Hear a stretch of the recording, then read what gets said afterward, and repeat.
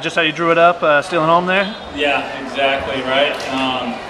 Very conventional, you know, when you're facing one of the best pitchers in the country, runs are a premium, you know, and you got to find a way to score runs. And, you know, I think Steven had figured him out. He's having a good night, 3 hits, got him at third base, and you know, we made eye contact earlier in the game.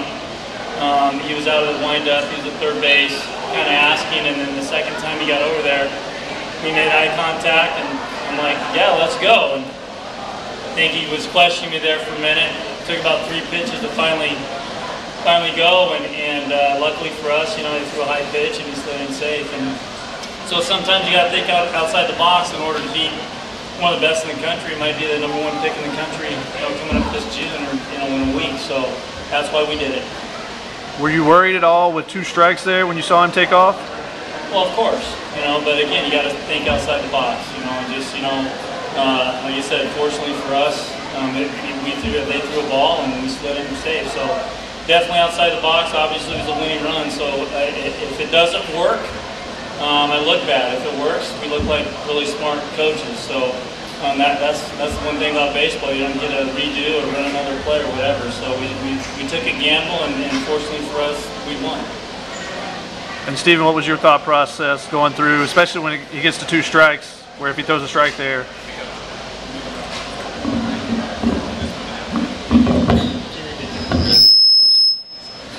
I said, what was your thought process there when he gets 2 strikes, and you know if he throws a strike, then you know it's a strikeout with 2 outs? Yeah, I think the most dangerous thing was him swinging the bat there, especially 70, you know. That's one thing that I didn't want to happen. You know, we're fortunate they threw a ball and slid in safe, so definitely you don't know what's going to happen with him swinging the bat with 2 strikes. It's a little different. If you got 1 strike or no strikes, we can take him out of the way. So it was scary, yes. And did you have a conversation with Coach earlier in the game after that, or he said you guys met eye contact? What kind of went through your head when you saw him look at you that way? I know early on in the game, my previous at bat, I was at third base and we went on windup, same thing with 2 strikes to get to the windup. And I said, you know, Coach, I gave him a head nod. He's like, you know, just wait. And then that time around, as soon as I got to third, he was in the windup. He was giving me the head nod. I kind of stuttered step a couple times. I got the timing down, and then on that pitch, you know what? I just said, screw it, let's go. And ended up sliding in safe, so it's awesome. Bobby, you put on a good performance today. What kind of pitches were working for you?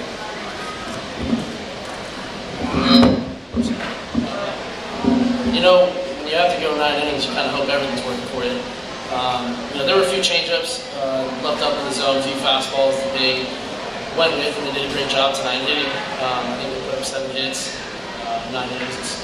They made me battle. It wasn't, by no means was it easy. But when I can locate my changeup and if I can locate that slider down and get away with that fastball, it kind of helped me out a little bit with more over a few balls. I just trusted Coach Moss and I trusted his pitch calling, and we just did our best job of just trying to keep him off balance with whatever we throw. Steven Marquand, Center of the Press.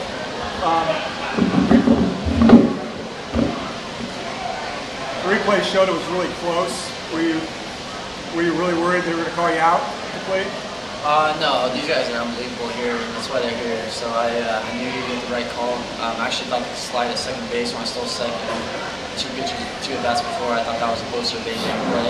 And then on that one, I knew right away. I slid in safe, and I knew it.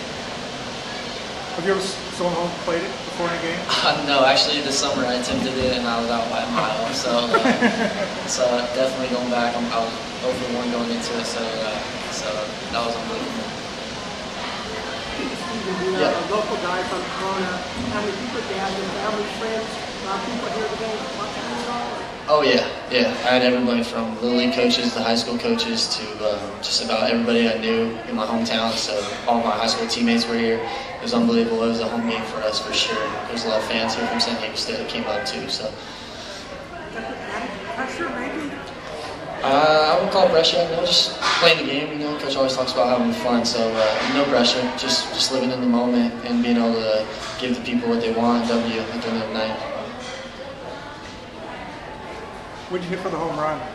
Slider, curveball slider. Yeah, he 0-1 he threw the same pitch, curveball, missed it, and then sure enough he repeated the same pitch, and yeah.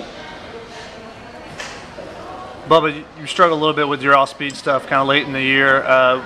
How were you able to have success with it today? That was one of the things they said that they had issues with.